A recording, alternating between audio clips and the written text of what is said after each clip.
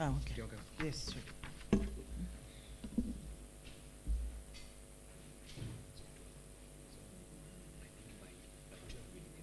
Yes, sure.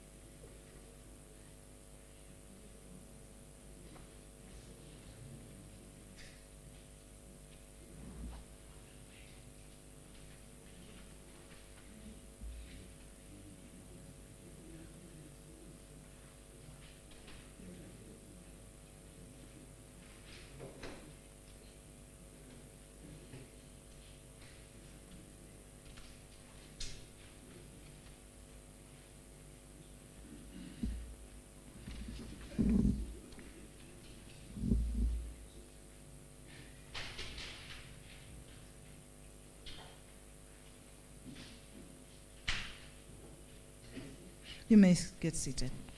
Thank you.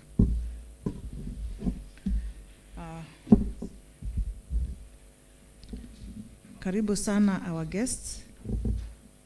I would like to, at this particular moment, to request the clerk to swear in the nominee.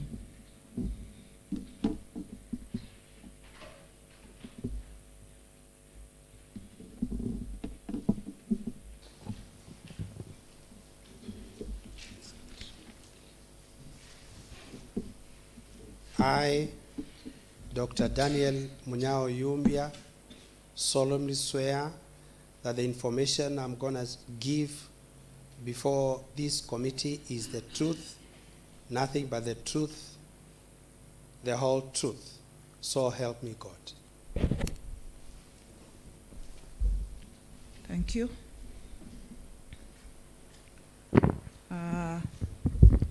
I'd like also to take this moment to introduce myself and also ask the members of the committee on appointment to introduce themselves, after which I'll ask the clerk to introduce the secretariat. My name is Anne Kiusia. I am the Speaker of the County Assembly of Machakos, as well as the chairperson of this committee on appointment. Thank you. Thank you.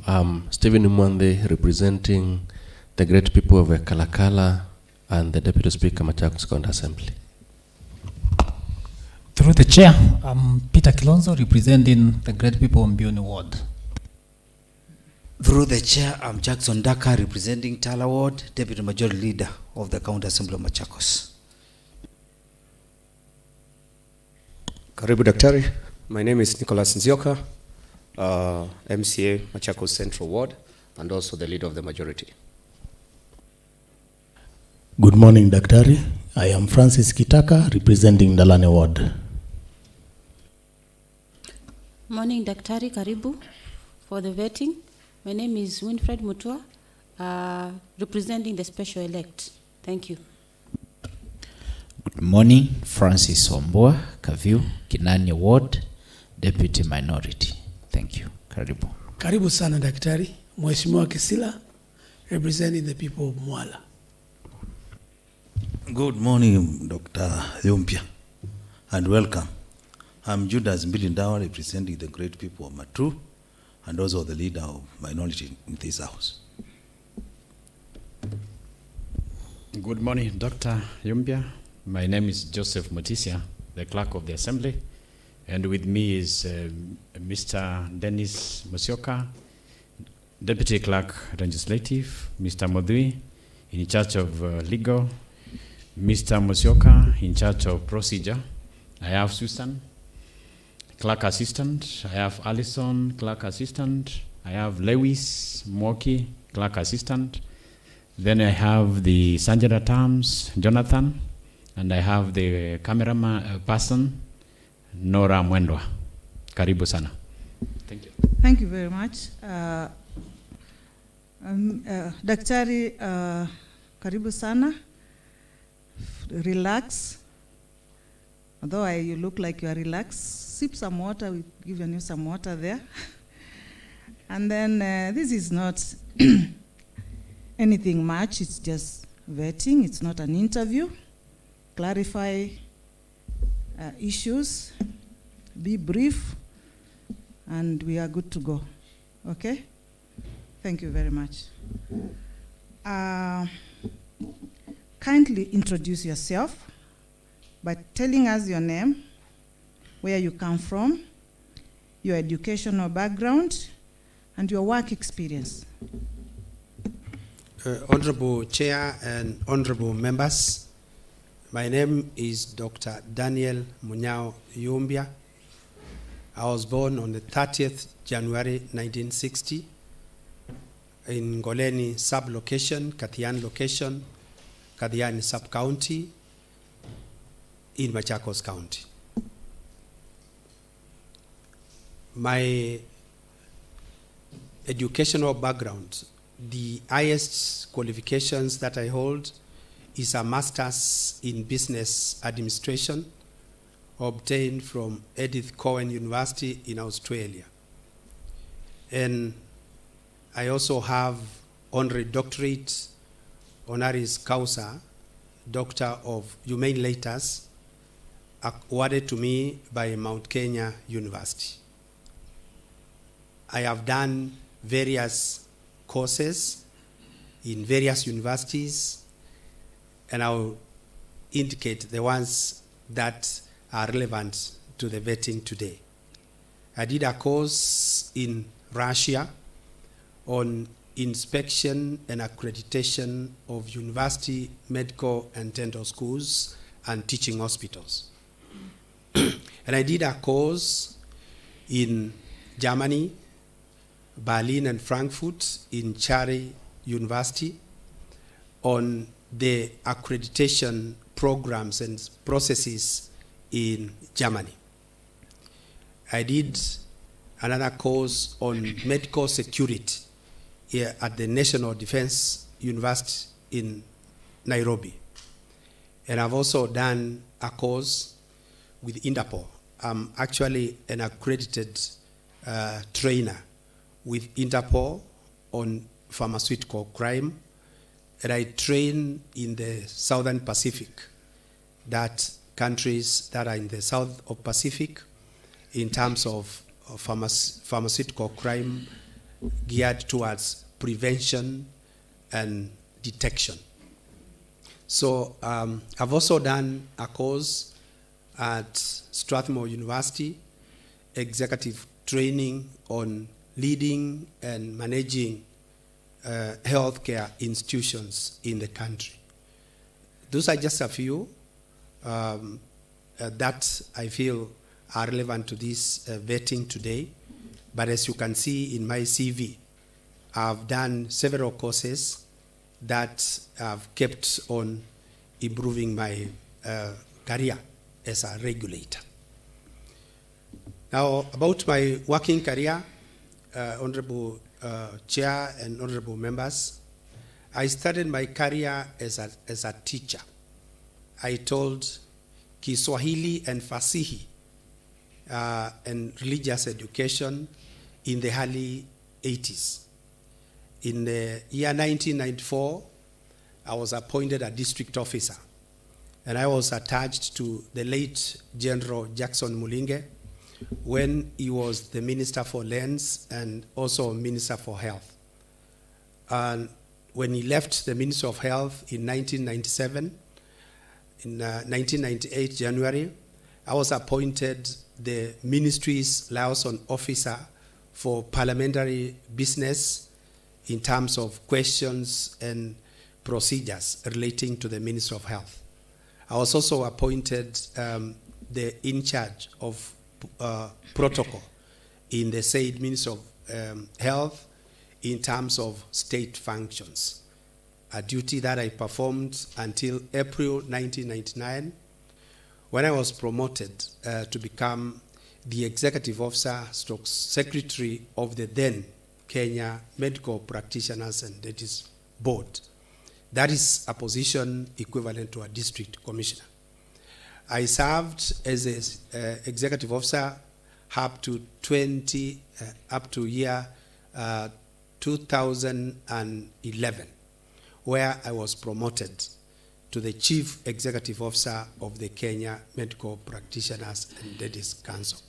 I have served in that position until the 30th of September this year. I would have retired earlier on, but the government of Kenya extended my service for various reasons. One, I guess is because of my efficiency, and two, during the COVID-19 pandemic, I played a critical role in combating the menace and the threat to the population of Kenya. During that time, the president directed that my term of service be extended, and I was also honored with the Order of the Elder of the Burning Spear due to the efforts that I made personally as the head of the Secretariat for National Command Center for COVID-19 preparedness, quarantine, and isolation services. Chair, I would just want to say that some of my achievements in the Kenya Medical Practitioners and Dentists Council, where I have been a regulator, I would say that the sector was not based on the Kenyan sector alone. I played a critical role in giving guidance and developing policy guidelines in the East African community level.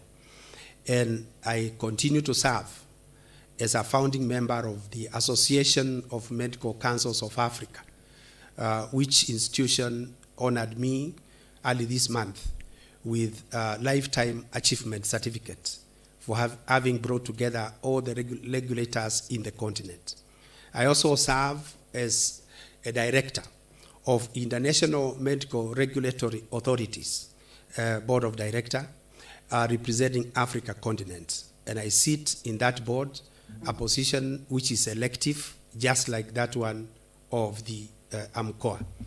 So during my service as the CEO of the Kenya Medical Practitioners and Dentists Council, I would say that I have transformed regulation and in the health sector.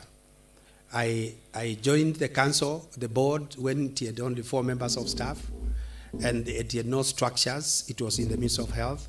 And I did mobilize resources from internal income and with prudent financial management skills that were able to build a 4-story office complex, which is fully equipped on our own compound. And that, to me, led to being honored by the head of state in 2018 with the Order of the Moran of the Burning Spear. So, honorable members, that's just to give an highlight of what I've been able to do. But I must say that over 2 decades, I've been a health regulator. I've not only been a health regulator, closing and opening clinics, but I've also been a policy developer. As you've seen in my CV, I've done several documents, some of which are used in the region for healthcare regulation and provision. As I present myself before you this morning, I look forward to a kind consideration where, given an opportunity, I would transform myself from being a regulator to a healthcare provider. I submit. Thank you very much, Daktari. That is very, very elaborate and very wealthy CV. Thank you very much. Now I call upon the next member to put across the questions to the nominee.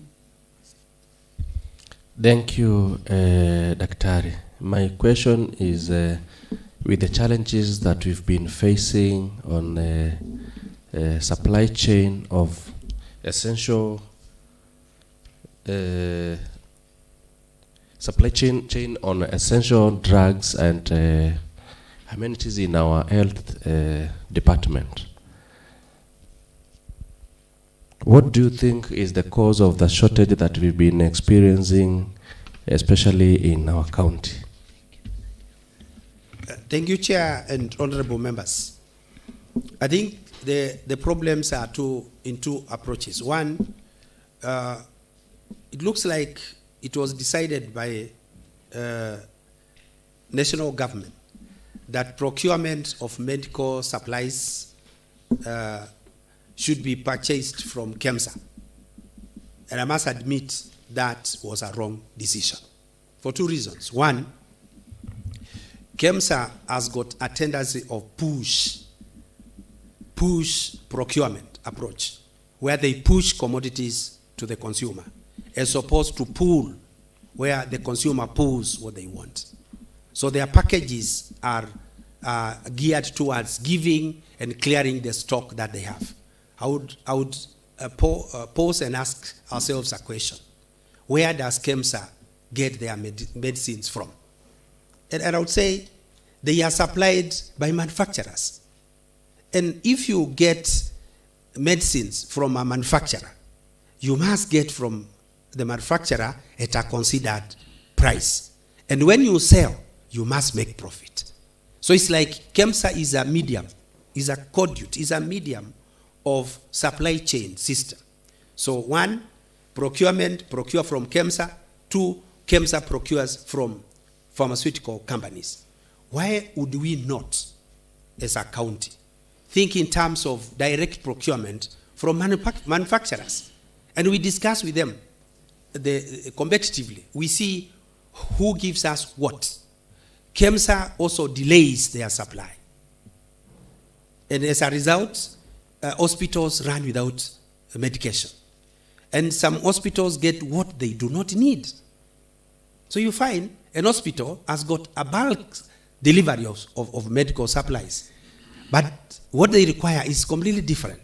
Therefore, my proposal would be that as county, we think in terms of direct procurement from both local and international manufacturing companies, and we compete and give people of Machakos quality healthcare by getting medical supplies in a timely manner.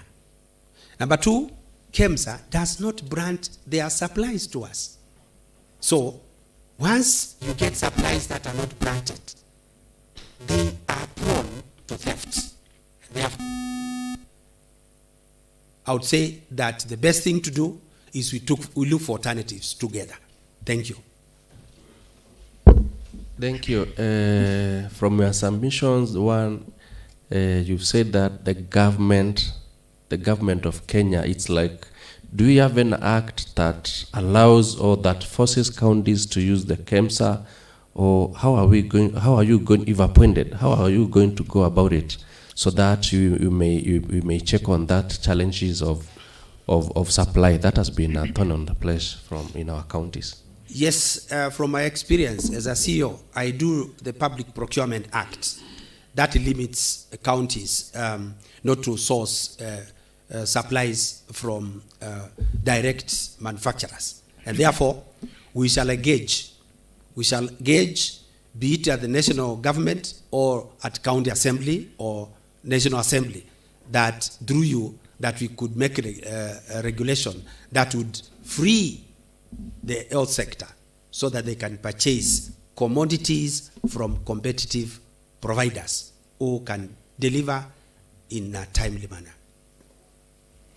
Thank you, Madam Speaker. I think I'm very well answered over that. I wish you well.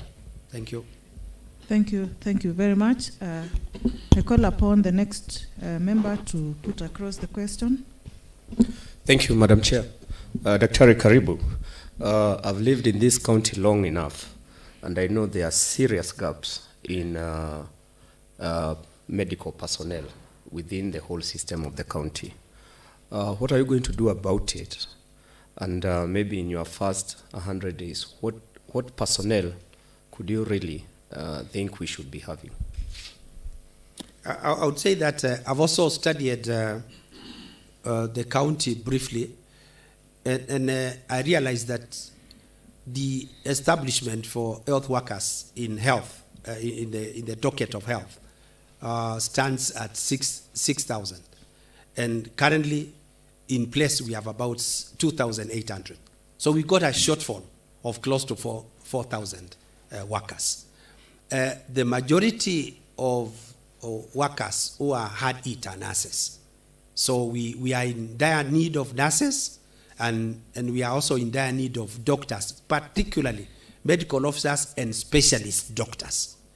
Therefore, we will look at it from the perspective of budgetary allocation, because once we carry out the HR audit, which was commissioned by Her Excellency the Governor, and we establish who is rightfully in their own places and the skills that they have, then I am sure in health we shall be a beneficiary, in that we shall get the right personnel in place, and therefore probably we may have to review our budgetary allocation for health in terms of HR, so that we recruit competitively qualified medical personnel, so that doctors, nurses, clinical officers, and other health cadres do not suffer from burnout. I have an experience in this county where 2 nurses are in charge of a health center. And I happen to know that as an indigenous Machakos person. And one nurse went on maternity leave, and the other one got COVID. So the dispensary was closed, basically. So if you operate like that, and healthcare is supposed to be strong on the ground with the dispensaries where we come from. If you find a dispensary closed, then a problem is created. So we shall work together, and we review the budgetary allocation and recruit more nurses, more clinical officers, and doctors, and other cadres, depending on the need of the situation. Thank you very much. The next member, please. Thank you, Madam Chair. Daktari, can you tell us about the grading of health facilities in the country? Grading, or where is absolutely the word, the levels of health facilities in Kenya, and kindly tell us the kind of staff that one expects to find in every facility. Thank you, Honorable Chair and Honorable Members. Honorable Dawa, I just want to point out that I took part in the development of the categorization of health facilities in this country. Historically, when I joined the Medical Council, Medical Board then, hospitals were not being licensed. They were being given letters to take to NHI for accreditation. So we sat down with other stakeholders and we agreed on the criteria for categorization.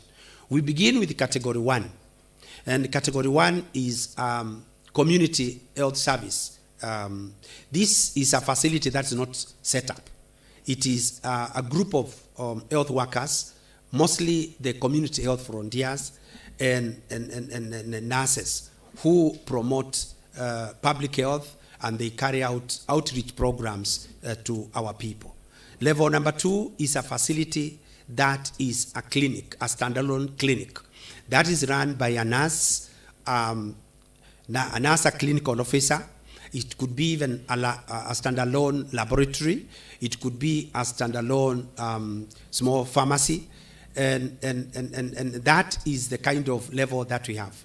What services do we expect from those standalone level 1 facilities? Are basic treatment, prevention, and also promotive. But the kind of personnel in those facilities are the ones I've mentioned. Then we have level 3. Level 3, we divided it into 2. We have a level 3, which is a comprehensive health center, which does have inpatient services for delivery, for mothers to give birth. And then that one, there must be a clinical officer in charge. And there must be nurses and, of course, other cadres like pharmacists and counselors. Then we do have level 3B, which could be standalone clinic for a medical officer, which can carry out certain procedures that are within their scope of practice. Then we do have level 4. Level 4, we have 2 categories because we have revised the schedule as late as early before I left the council on the 22nd of September. We reviewed the levels. So level 4A is most of our sub-county hospitals fall under level 4A. And in that level, you find you must have at least 2 specialists in that facility. And one of the recommendations we give, you must have a physician, because a physician will manage everything that is medical. Then you also have, we recommend to have an obs and gyne specialist because of mothers, so that they can oversee the level 3s and the level 2s, even from the community, where mothers who need cesarean sections can also go for delivery, and major surgeries can be undertaken. We also recommend they have a surgeon so that they can carry out surgical procedures that come in and go. But they can have consultant psychiatrists who can go in and out, and they can also have a consultant dentist who can go and assist. So that is for level A. Level B is a specialist facility for a specialist doctor who does not need to admit patients, but they can see them there and give them specialized services depending on their need. That is level 4B. Level 5, which is now like the Machakos count level 5, should be a teaching and a referral hospital within a county. It must have all the specialists in place, specialists in internal medicine, obs and gyne, surgery, physician, and ENT, and then ophthalmologists and dental specialists. That is what is expected of a level 5. And of course, with a full complement of nurses. And we do have nurses who have even specialized, clinical officers who have specialized in anesthesiology, and nurses who have also specialized in psychology. So that is a complement where you need to get all the services. And my dream is that in the history of this country, there were times where when ministers, cabinet ministers, would go to Kenyatta National Hospital for treatment. My dream, if given this opportunity, I would like to see me and you go to Machakos level 5, which is a teaching referral hospital, and seek treatment there because it's our hospital, as opposed to us promoting private institutions and going to private institutions and giving them all the support. Then the other cadre is the level 6, which is in 2 categories. One is like Kenyatta Teaching and Referral Hospital, which offers also all the types of specialized treatments and where level 5s refer their patients. But we also have a level 6B, which is like a specialist hospital, probably for ophthalmology, or a pediatric hospital, or an orthopedic hospital for that matter. So that is the kind of classification that we have. But I want to put a point here, that given the requirements that we set and we put for our facilities, although we have graded some as level 4s, they are wanting. Their equipment is not sufficient. Their staffing levels are not sufficient. So if we work together, I'll give you a success story, that Nakuru County gets an average of 300 million from NHIF every month. Our county only gets 30 million from our hospitals. And the reason is because NHIF has also not graded our facilities appropriately. A level 4 facility, according to NHIF, goes down to level 3, which means rebates from this institution is lower than the others. Capitation, which is given for other services for public officers and also for Linda Mama, is low. Therefore, we have two solutions to our hospitals. One is to see together increased budgetary allocation to improve on infrastructure and equipment, because some equipments are not working. And then the other bit is to ensure that we engage with NHIF to come and re-inspect our facilities afresh, that our facilities go up. And once we do that, we educate our population. I hope I'm not taking too much time, because this is a process that is dear to my heart. Because as a health regulator, I feel the pinch. That we talk to our population to register as members of NHIF, so that every family is covered. The coverage of 6,000 per year is not equivalent to hundreds of thousands that we pay from out of pocket or that we pay through WhatsApp. And honorable members, I sympathize with you, because whenever a patient is detained in hospital for lack of fees, you are the people to be put in WhatsApp groups. You reject being added to the WhatsApp group, you lose a vote. So you find yourselves contributing from Monday to Sunday. And therefore, this is a solution we can all look for together and use my word of experience, and we ensure that our hospitals are improved quality care, and we get rebates from NHIF. And that money, this is my caution, that money that is given to the hospitals by NHIF should not be used for anything else.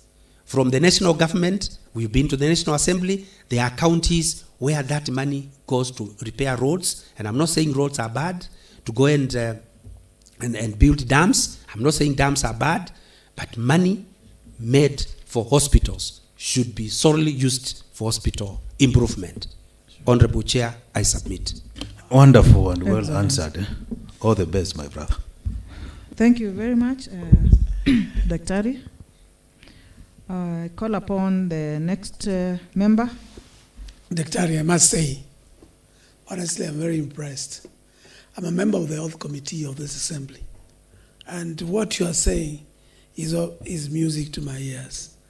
And we pray that you get the nomination. First and foremost, I'm very impressed by your CV. And also I'm very impressed, I've actually been holding your certificates and the way they are organized. It speaks volume about the person. Now, one thing which has caught my attention is an executive certificate from Strathmore College, where you completed a course in high-performing healthcare organizations. Could you just elaborate on that, please, for me? Board Chair and members, this was also a sponsored program by MSF. This is an American organization, and they picked leaders in health institutions. They picked the PS for health that time. They picked me. They picked NHIF. They picked KNH, and they picked the deans of a few medical schools. And what they wanted us to do was we did a 7-month course. This was in course. We'll do 1 week every month in class from morning to evening.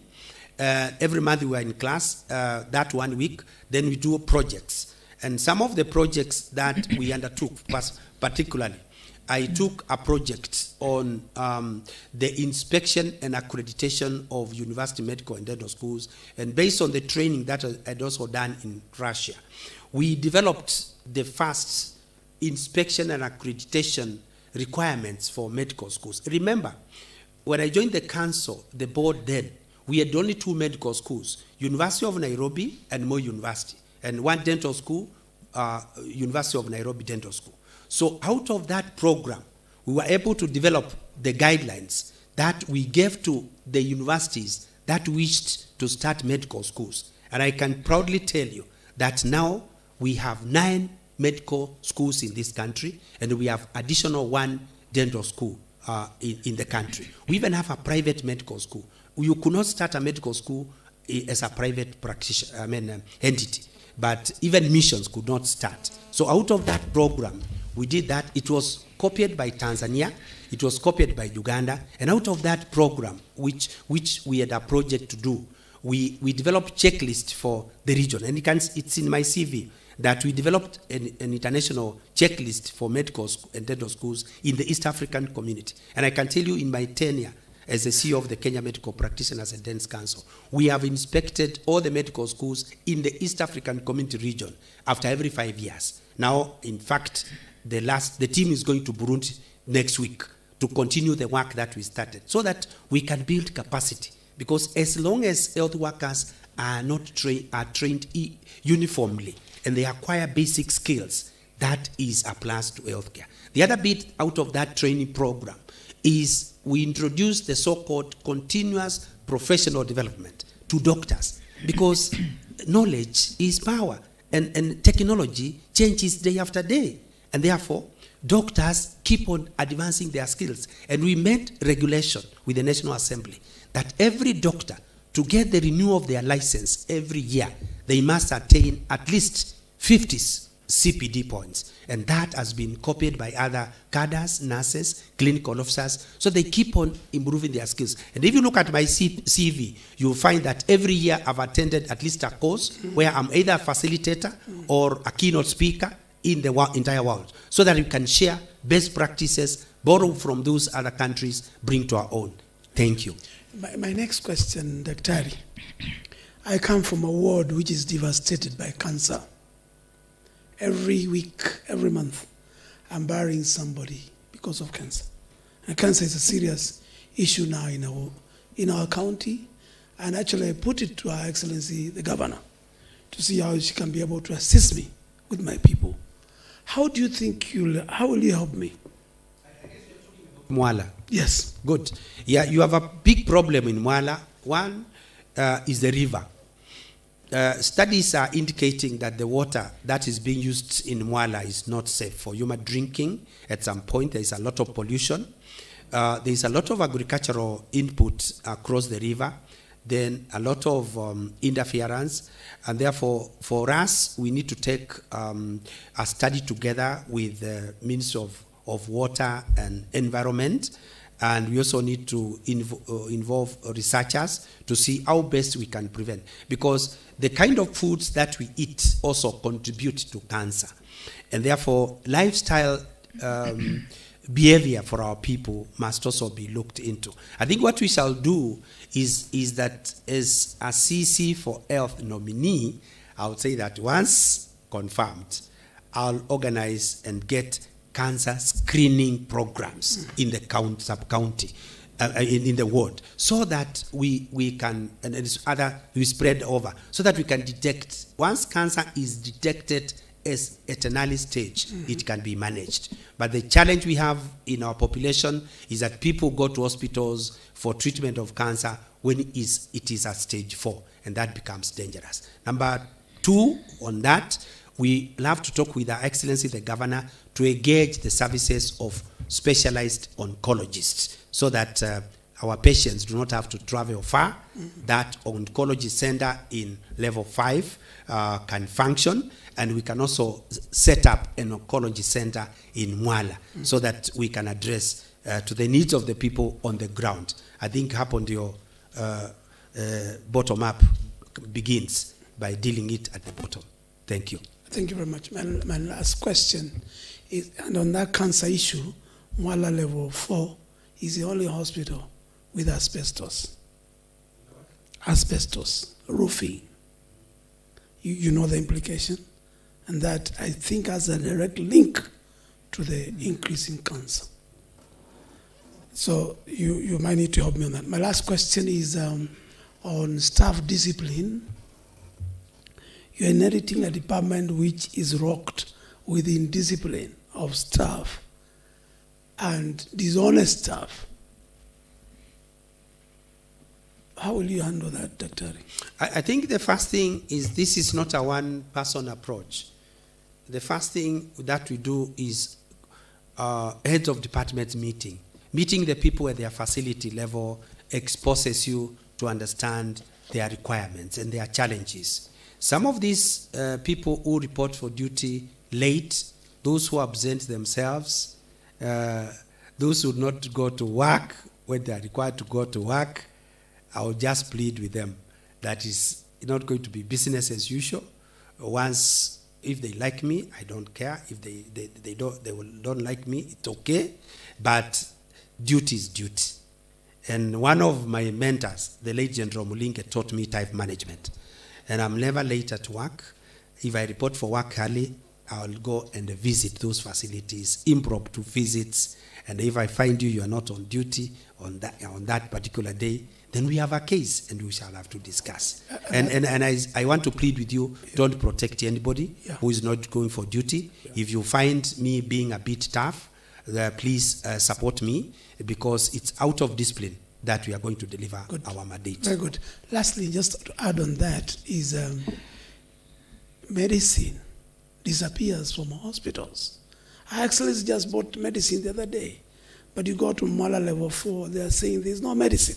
What kind of system will you recommend to ensure that we have a track on how to account for that medicine? Because you can still continue buying medicine. Honorable Chair and members, that's a very important question. And it needs stakeholder engagement for two things. First of all, I checked Machakos level 5 hospital. Can I tell you that it doesn't have a fence? Can I tell you it's not fully fenced? Can I tell you that I've walked there incognito? I didn't go in a border, I went in a taxi. They checked the boot of the taxi when I was getting in to check whether I was carrying anything. But do you know, when I was moving out, they never checked. So even if I was going to carry a carton of medicines, I would have walked out with it. So we'll have to face our health facilities. Hata kama tutaweka barbed wire, even chain link, that we have one source, one control area, entry and exit. Number two, I have a system which I learned from South Africa and UK, where medicines are coded and patients are taken biometrics. So you cannot collect my medicine. Even when a patient is in the ward, they will go and input their thumbprint for their biometrics to get that medication released to them. So we may have to think broadly. One, branding our medicine, not for sale. Not for sale. That's one area which I want us to think about. So whoever supplier gives us medicine should be able to brand them. Machakos County government, not for sale. Then the other bit is increase inspections. I don't want to say anything about those people who are running chemists around hospitals. I don't want to say anything. If they are doing legit business, I'm okay with that. But if I find they are doing illegal business, I'll close them up. I will. I can tell you for free. I'll close them up to protect hospital medicines and drugs from being stolen. And once we get somebody stealing medicines, I think we'll be discussing about that as with the health committee, so that we can agree on what measures we can take. And probably we'll move up to the legal committee and take appropriate action on that. Most of the casual workers are on strike all the time. How will you handle that? Now, I saw it on social media, and that's why I got interested about Kangundo in particular. I followed the case in Kangundo, and I realized somebody who had been employed previously is the one who was arranging for a strike. I also have information that there are casual workers who also poured dirt into a certain health facility, refuse from these bins, because they are not being paid. One, if somebody has been contracted to offer cleaning services in Machakos County and they have not been paid, that is one challenge. So let's do a budget. Let's know whether we can afford that, and let us pay those service providers. But if the service provider is paid, let the service provider also make sure that they pay their workers. Because some of the workers have not been paid by the contracted service provider. So solution number one, re-advertise. If those who are offering those services are qualified and competent enough, so let them continue. If they are not, we get new ones, and we begin by shelving the debts until they are sorted out by the committee investigating. But the ones that are offering now in this financial year, let us pay them so that we can motivate them, so that they can work. So hospitals have to be cleaned. Hospital workers have to be paid. So where is the money? Is it budgetary constraints? Is it over budgeting, under budgeting? Is it theft? So what is it? I'll be investigating with our team and report back to you through the health committee, and we shall see what best we can do to improve on that. Well answered. Thank you very much, and all the best, Dr. Thank you. Thank you, members. I call upon the next member. Proceed. Okay, thank you, Dr. Yumbya. You are really sufficiently answering the questions very well. My question is, was the managed equipment services, that is the MES, by the national government a success? And what is your opinion about it? Honorable Chair and members, yes and no. You cannot buy an X-ray machine and take it to an hospital where there is no radiographer, where there is no radiologist, for that matter. Some of the equipment that was leased was taken to institutions, kept there, in fact, not even assembled. Because there was nobody. So with that, that was a no. If you had a radiologist, you had qualified staff, that is okay. It is good. On financial implications, this is what I'm calling a push and pull. They are pushing. Somebody pushed the MS equipment, leased equipment, to the counties. And here, again, I go to bottom up. Down. I go to bottom up. We begin by the consumer asking what they want, not somebody else deciding what you want. So where the counties asked what kind of equipment they required, what do we require in Matu? What do we require in Machakos level 5? Do we have the qualified personnel to handle that equipment? So for me, I would say that they should have started with the consumer. The doctors in particular hospitals in county should have said what they require. And this is how it's been done. And therefore, that equipment, even which is being leased, the cost of leasing, at the end of it all, you'll have paid times 2 the cost of the equipment. So it is better for the counties to buy the equipment they require as opposed to leasing equipment. Thank you. Thank you. Sufficiently answered. Daktari, we have a county ambulance service. What is the state currently, and what measures will you be taking to ensure that these services are adequately provided, timely, and of help to the communities in Machakos County? Chair and members, that's a very good question. We have 75 ambulances in Machakos County.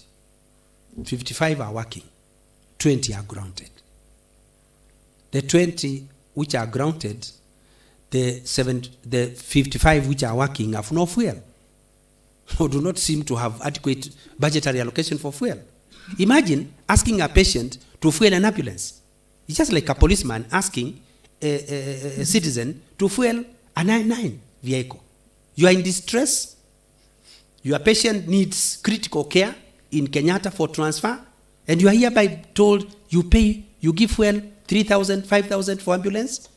That has to stop. That has to stop. Honorable members, we will discuss with the office of the governor. We shall look for fuel for the ambulances. Ambulances must have fuel. Ambulances must be repaired. They must be on road. They must have proper equipment. There must be a standby nurse, somebody who can assist. Because I can tell you for free that most of the patients who are involved in traffic road accidents die out of the fast response that they get from the members of the public. Because when you are rescuing somebody from that place, if you don't have a qualified paramedic to raise you up, to lift you up, to lay you down properly, to support you with oxygen and to support your limbs if you are injured, bleeding continues. By the time you reach hospital, you are gone. Therefore, I will make sure that I can say the first 100 days, ambulances will have fuel, they will be repaired, they will be on the road working. We will even do a test call for one to see whether they can respond in case of an emergency, so that we can call 3 places and stay in one place for a drill to see whether these ambulances are really working. Honorable Chair and members, I submit. Thank you very much. Again, we've had facilities that have ambulances without drivers. So this is also a challenge. You'll find that, for instance, I'll give an example. In my ward, Kisiiki level 3 has an ambulance, but it is served by a driver from Matu level 4. Can I respond? What is your take? Give me this job, it will be a thing of the past. Thank you. Well answered. Thank you. Thank you very much. Next member, please. Thank you so much, Madam Chair. Daktari, it is practically seen that you are more practical than theory, which is good. Now my question is, we understand very well that health is a right of every person enshrines the Bill of Rights. And health cannot be limited. Having looked to your CV, and you have worked in the helm of Kenya Medical Practitioners and Dentists Council, with that first experience, how are you going to apply it? One, to the demoralized health workforce. Two, and the expectations of the Machakos County residents. Thank you. I think the first port of call, once I'm sworn in, I'll drive to NHIF headquarters and sit with the CEO, Dr. Munyao is my buddy, and we discuss how NHIF can pay our paid bills, because in Machakos County we still have unpaid bills from NHIF. That's number one. Number two, I'll use stakeholder engagement. I think health workers have got various complaints. Some of them are very genuine, that health workers have stagnated in one job group for a long time. So if somebody is due for promotion, I'll discuss with the Public Service Board and agree on way forward, so that those who are due for promotion can be promoted. Point number two is pay on time. Let health workers be paid on time. Number three is equipment, working tools. You cannot take a clinical officer or a doctor or a nurse to a facility where the first aid kit is not working. And when somebody comes with a snake bite from those dry land areas, you are left wondering, using the local treatment methods instead of using the scientific method. Therefore, supply of drugs, supply of equipment, working equipment, prompt payment, and also those who need to upskill their knowledge should also be given an opportunity. There is a program I started when I was the CEO of the Kenya Medical Practitioners and Dentists Council. It's called Collegiate Training Program. And this Collegiate Training Program allows doctors to train for masters at their training institution. So you get a doctor who is a surgeon. They don't move to University of Nairobi. you get another surgeon who is in Machakos, and this surgeon in Machakos trains that surgeon on collegiate. For surgeons, we call it COSEXA, and we've got CANEXA for anesthesiologists, and we've got the other one for gynecologists. So you put them together and you attach people so that we do not allow a lot of our people to leave for training at the disadvantage of our population. So if that program can be approached, we'll discuss with the other workers and see which is best approach that we can do, and so that we can motivate them. I think if we started a program of Nurse of the Year in Machakos, Clinical Officer of the Year, or Health Worker of the Year, it could be something which would motivate. It may not require any money. We may look at shall we look for? Shall we look for punctuality? Shall we look for people who have saved lives in times of crisis? Shall we look for people with innovations? Shall we look for... It's a training program that I attended at the National Defense College, and it's critical that I would recommend everybody to attend who is working, because it trains patriotism. It also calls for devotion to duty, work without supervision. And that is something that I would like to organize for my managers here, if I'm appointed, that we understand we read from the same script and we move together. Thank you. The last one, we understand that everyone has a right to demonstrate, and health workers are not limited to that right. Assume that you are in official duty, and then you hear Machakos health workers, the Machakos level 5 hospital, all the workers are on strike. What you will do for remedy of that? Thank you. I think I'm telling you for sure that if I'm the CEC for health and there is a planned strike, I will know before it happens.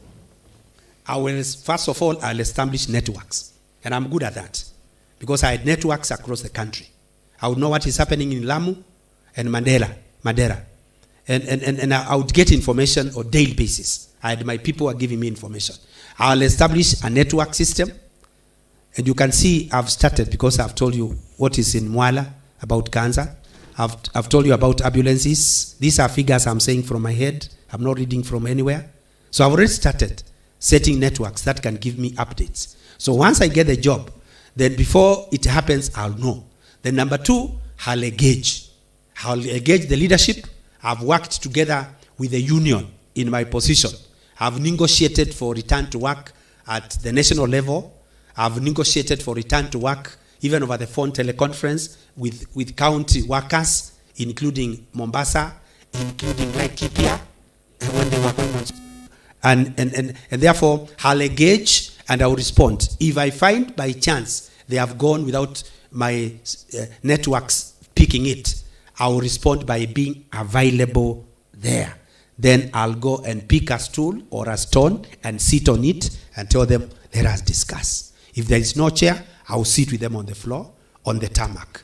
I'll be one of them, and I will handle the situation as it is. I thank you. Thank you. Next member. Thank you, Daktari. Bearing in mind the doctrine of separation of powers, the executive and the legislative arm at the county level, which is the assembly, they are supposed to work together to ensure efficient service delivery to the people of Machakos. Previously, we have had instances where the CEC member for health was invited into this house, and without giving any reason or any apologies, they snubbed that invitation, where they were required to come and explain issues of health and emergencies that needed to be addressed. If appointed to the position that you have been nominated to, how do you intend to work with the assembly to ensure that there is that harmony?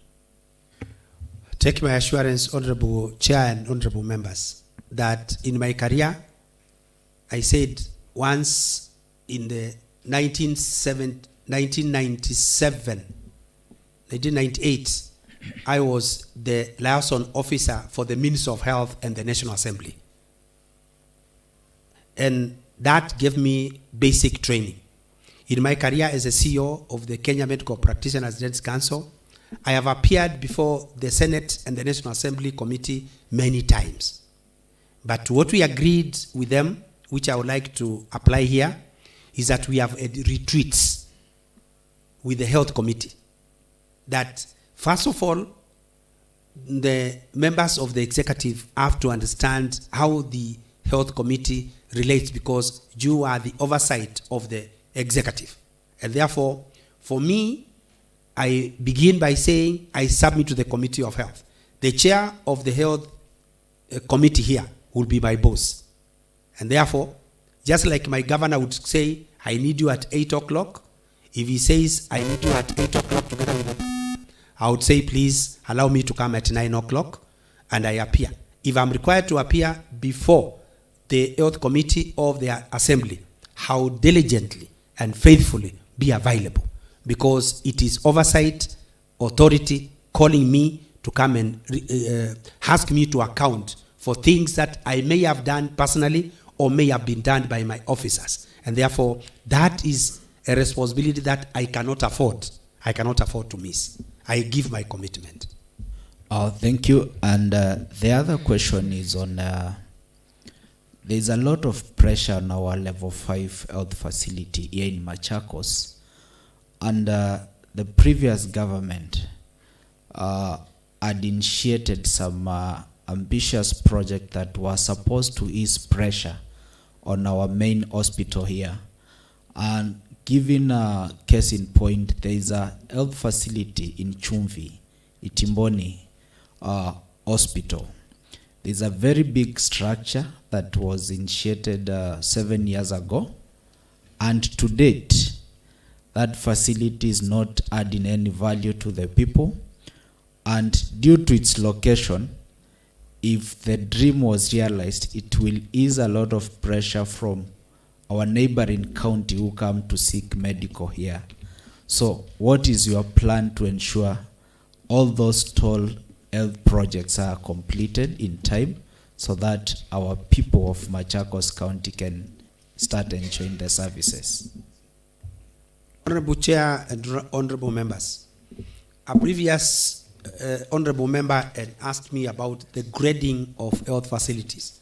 And I did mention that Machakos level 5, it should be a teaching and a referral hospital. One, I'm going to engage one of my good friends in the medical training field to see whether we can convert Machakos level 5 to a university teaching hospital.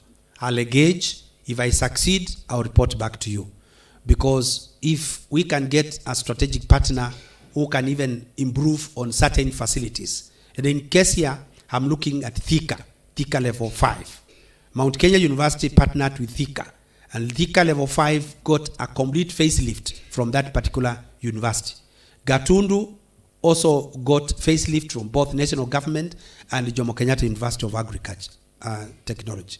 So Nakuru level 5 also got support from Egerton University. So is Kisumu, which got support from Muzima University and Maseno University. And Kakamega, which is getting from Masinda Muriro University. So if you get a university which wants to set up their teaching programs in our level 5, it will be a pure level 5 facility for referral systems. How do you strengthen, I'm coming to your question now, how do you strengthen referral systems? You can only strengthen referral systems by not buying ambulances. You can't. You can't. You can only strengthen referral systems by strengthening the level 2, that dispensary in the village, that level 3 in the sub-location, that level 4 in a ward, so that the facilities that are supposed to address to emerging issues can do so and only refer to cases that are critical. Therefore, those projects that were started even by your competitors, your predecessors, you as MCS, it is good to look at it and you look at the value. Bring it to the governor, bring it to us and say, this is a facility that if completed, it would decongest Machakos level 5. Machakos level 5 can only be decongested by equipping, improving infrastructure and personnel and medical supplies to the level 2s, level 3s, and level 4s. And that, to me, is a dream that I want us to realize walking the journey together. Thank you. And lastly, there are two programs, and I would like to get an opinion from you.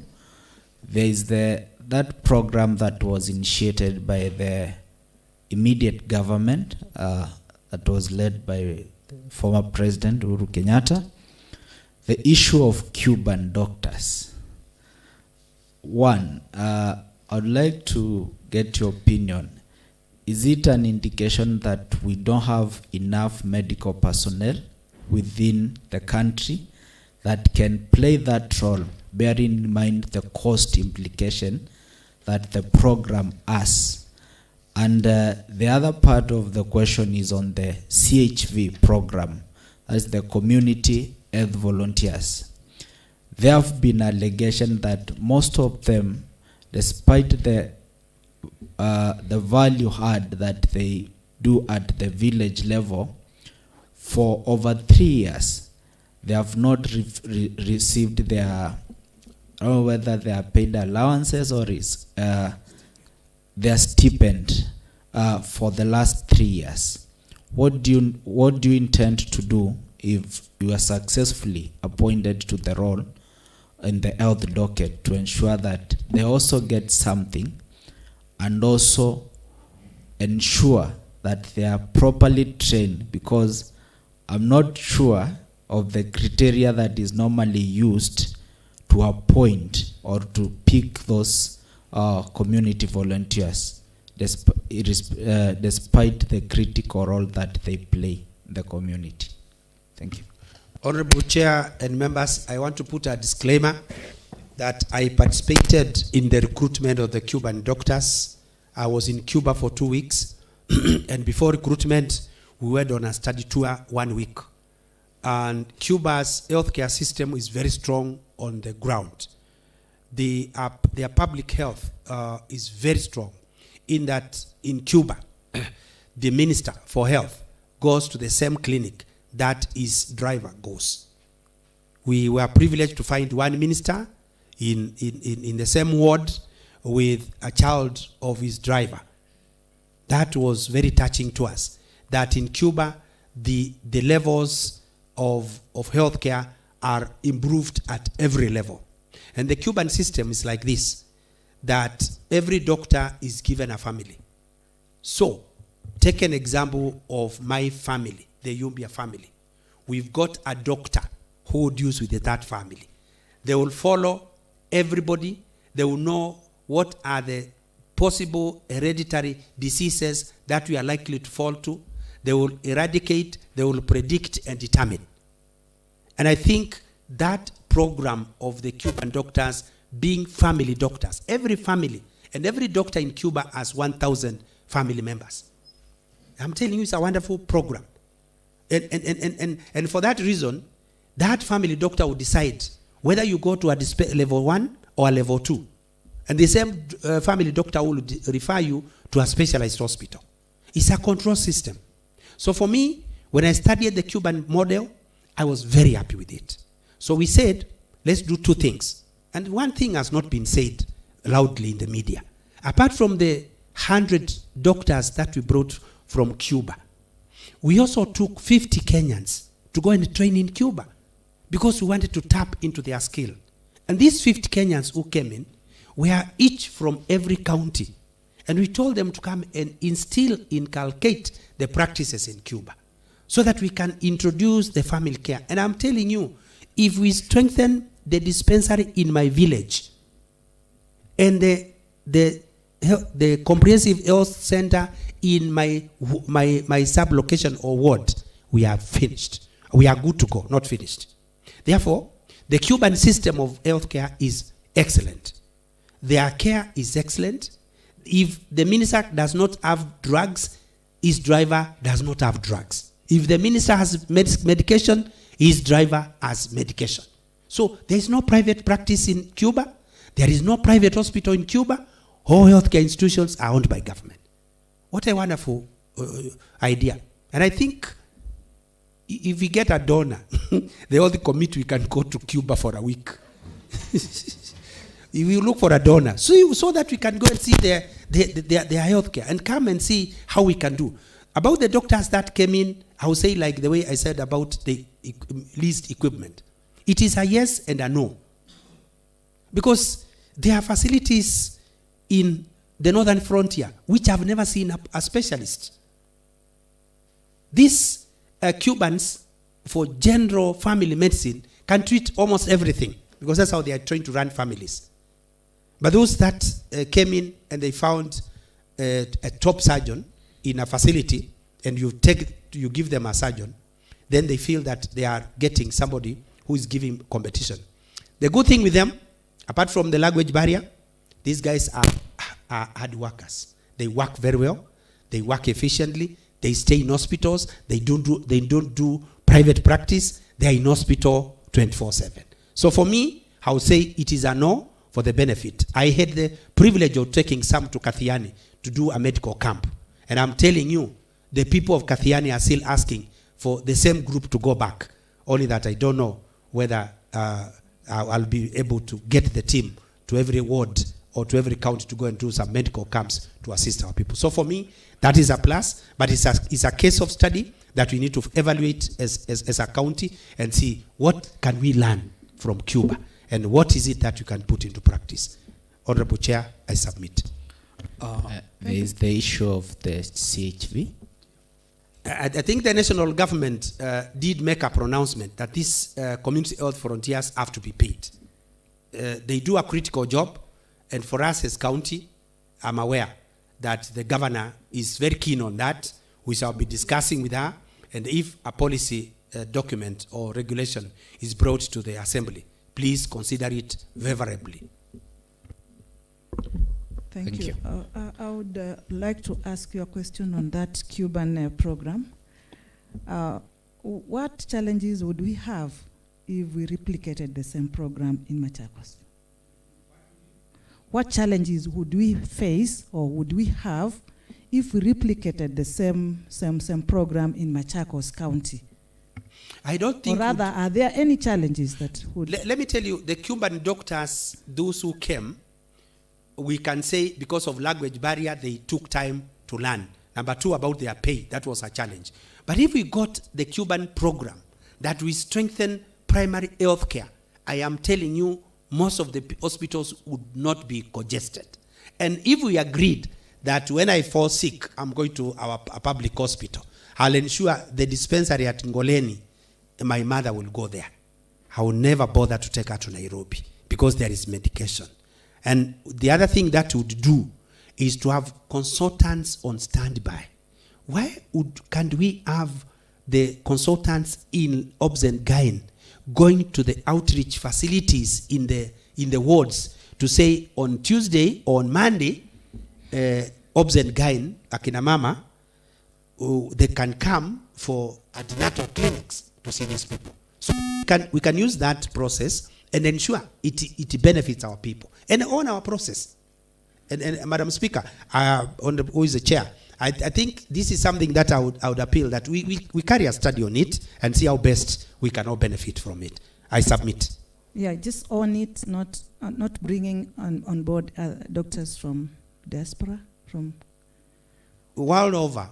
What I'm saying is that we can own the program, but not bring doctors. Yes, Honorable Chair, I say we domesticate. We get the Cuban. There is a doctor, Dr. Terito, who is in Machakos level 5. I was in Cuba with him when we were recruiting because he's a family physician. He understands very well, articulate. He's a doctor we can use. And then we get the other doctor who trained in Cuba. I think he's a lady from Machakos. I can't remember her name. But she did train in Cuba. So we can now sit down and see how can we start our programs here based on that program. Thank you. Thank you very much. Last- Daktari, with all the experience, if appointed as a CEC of health in Machakos County, to better the health sector in Machakos County, do you have any legislation would like to be enacted? Thank you, Chair and members. Number one, I would propose that the legal team assist us to make legislation that makes it extremely punitive for anybody found selling our medicines. Drugs made for patients in public hospitals should not find their way into private institutions. On the other hand, you could take this person to court, charge them with handling government property. That is not enough. A simple legislation that anybody caught selling government medicines and supplies to have their business permit cancelled forever. You know, cancelling is cancelling. If that is put in law, you will never find anybody handling government medication. So that is one thing I would gladly bring, so that we work with the Ministry of the Department of Trade, that legislation makes sure that the punitive measures we take are clear. The other one is about community health care workers. I think we need those community health volunteers. We need to put in legislation and see how best we can entrench them into our systems. And we have their stipend paid directly to them because of the work that they do. I think for me, that would be the first legislation I would engage, so that we can make sure that those people who make profit out of selling government drugs stop once and for all. And once, even before that legislation is put into law, once we brand our medicines, and I get somebody selling government drugs, I can tell you I'll work together with the pharmacy, my good friends at the Pharmacy and Poisons Board, to ensure the license for that pharmacy is cancelled as well. Therefore, I think that is my commitment to this committee. Thank you. I wish you the very best. Thank you. Through the chair, may I ask just one question, please? And we are running out of time. Thank you. Daktari, mental health is currently highly stigmatized. And I submit that many of us, or maybe all of us, are at various degree of mental health. What is your take? As a county, we must have a rehabilitation center to put in those people who have substance abuse. We must do that as a matter of priority. We have none in Machakos County. Our children are addicted to alcohol and drugs, and then we do not have a place to take them. Number two, we do not have enough counselors in our hospitals. We do not have enough psychiatrists. We could have the public talks to schools to educate our children, when we can partner with NACADA, so that these programs are run not only to schools, but actually also to employees of the county. I submit. Madam Chair, kindly allow me to ask one question. And this is an issue. This is an issue of county importance. Make it brief. Thank you. Dr. Yumbya, even given the position, what will you do to ensure that our staff, that is the medical staff, clinical officers, nurses, what will you do to ensure that if they are due for promotion and if they are called for interview, they are not failed, or they are not told you have failed, maybe because of, and instead of being told the lesson, they are told either you are in school or they are given excuses which are not acceptable. Maybe because of budget, because of lack of budget. Chair, I'll also be brief. We do have an audit initiated by Her Excellency the Governor on HR. I think out of that audit team, we shall get recommendations. We shall look at these recommendations, but I'm a stickler of law. If the law says you are due for promotion, you better be promoted and look for resources, as opposed to delaying promotion because of lack of resources. I think we can't break the law in two ways: delay the promotion and delay the pay. I submit. Thank you very much, sir. Thank you. I believe you are conversant with Chapter 6 of the Supreme Law of the country. I would like to ask you to share with us an experience or when your integrity was tested. An experience. If you are never tested, they say you are never tested on your integrity. Honorable Chair, my integrity has never been tested in terms of that. The only experience I got in my work is when the entire country was closed because of COVID, and I picked my bag and drove to Kathiani to hide from COVID, only to be called by State House to be told back to office, go and operate and ensure the country is secure. And the borders were closed, and everybody coming in was supposed to be put in a quarantine area. I quarantined everybody, including children of ministers. Thank you. Excellent. Thank you very much. Thank you for that question, for that answer.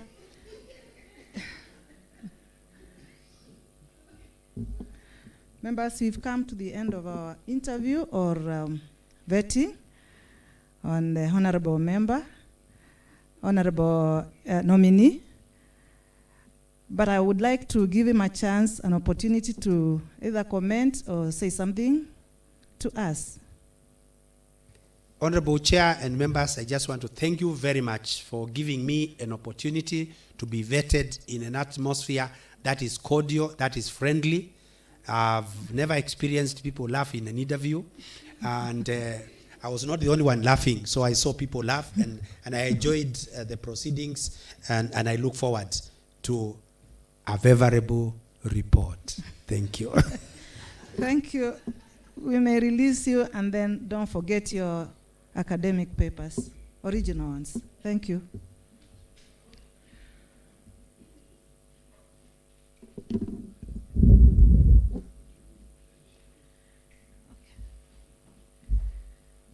Thank you, members.